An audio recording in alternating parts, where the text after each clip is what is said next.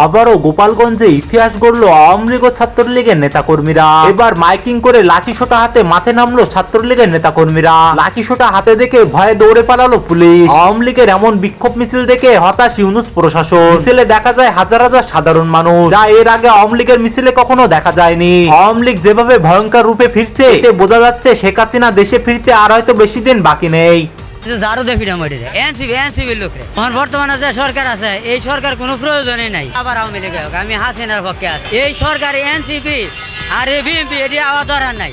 আমার হাসিনা হাসিনা আমলে ভালো ছিলাম। আমরা পাইছি খালি দুঃখ আর কষ্ট পাইছি বাবা, আর কি পাবো। আওয়ামী লীগ সরকারই ভালো ছিল বাবা। আওয়ামী লীগ সরকার খুব সুন্দরভাবে দেশ চালাইছে, কিন্তু সরকার এই দেশ চালানোর মতো যোগ্য না।